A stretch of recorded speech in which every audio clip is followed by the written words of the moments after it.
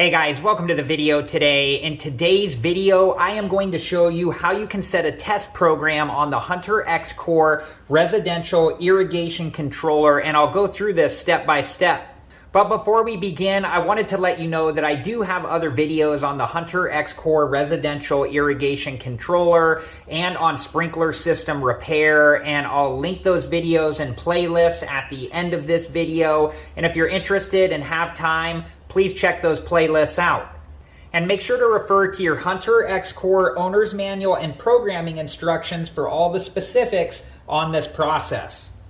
Okay, with the dial in the run position, you can press and hold the program button until you see station 1, and then you can press the plus button to add time or the minus button to subtract time.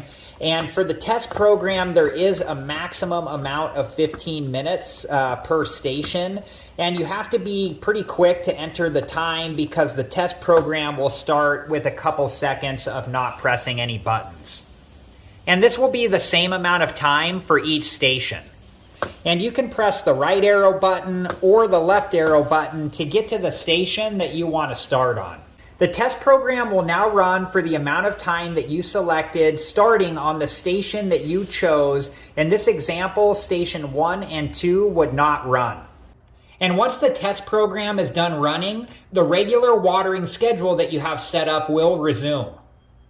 Alright guys, well that's about it for this video, and I hope it's been helpful, and thank you so much for watching. And like I said earlier, I do have other videos on the Hunter X-Core residential irrigation controller and on sprinkler system repair, and I'll link those videos and playlists at the end of this video. And if you're interested and have time, please check those playlists out. Thank you again so much for watching. Please like, subscribe, and comment, and I hope to see you guys in the next video. Have a good one. Thank you guys for watching. Please like, subscribe, and comment. And if you have the time, check out these other great videos.